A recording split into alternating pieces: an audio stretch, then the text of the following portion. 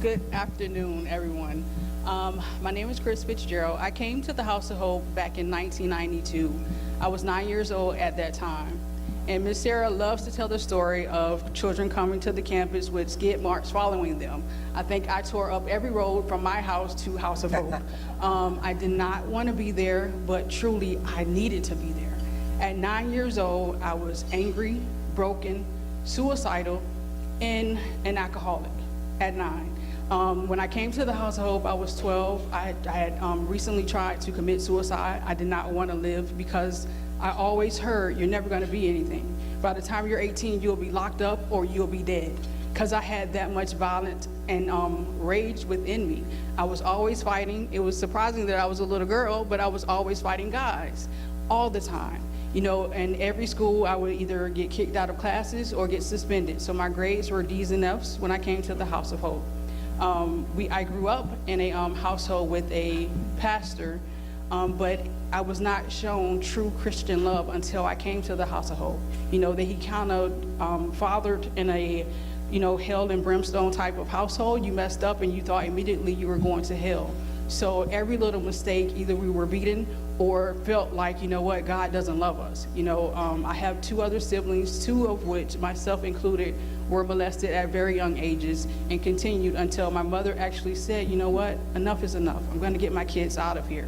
And she packed up the house in secret and moved us all to Maryland while he was at work, actually. And then, we thought, okay, things will be great here.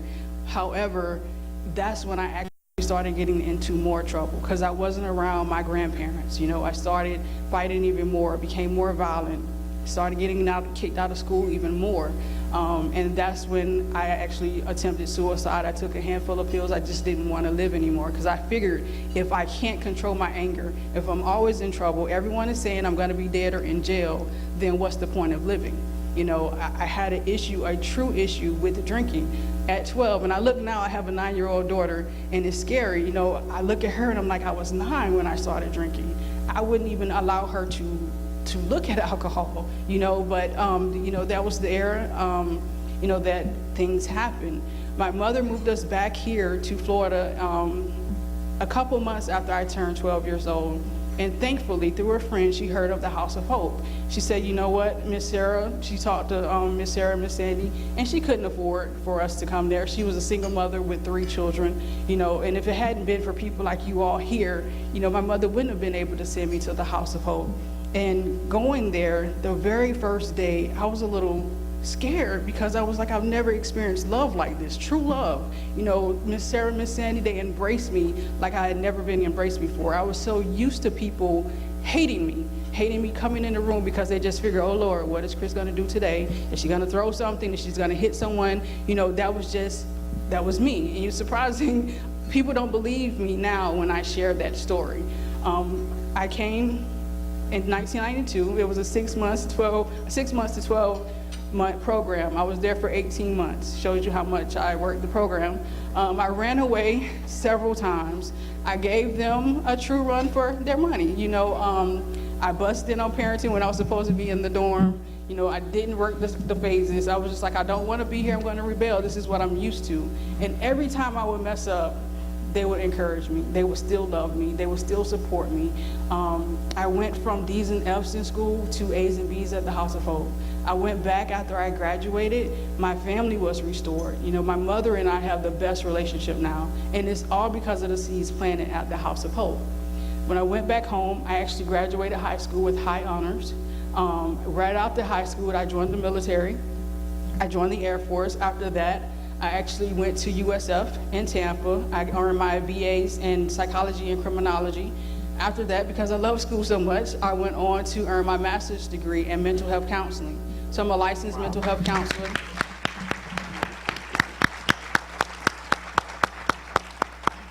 I also went back to school and got my MBA. So now I have a private practice in Lake Wales, as well as the assistant principal of a boarding school called the Vanguard School, again in Lake Wales, but it's working with teens. So it's kind of a full circle. Where I was, now I'm able to impart in other people, and I absolutely love what I do.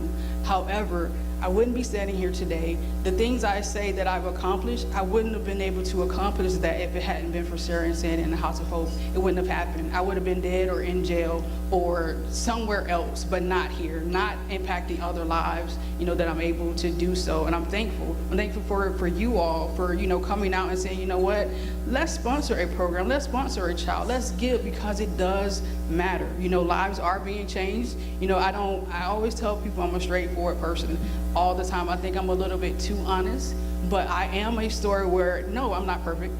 Absolutely, I'm not perfect at all. But the seeds that were planted in the House of Hope allow me to, even when I fall, pick myself up again. I was telling Ms. Sandy a couple months ago, I went through a situation to where I literally almost lost my life.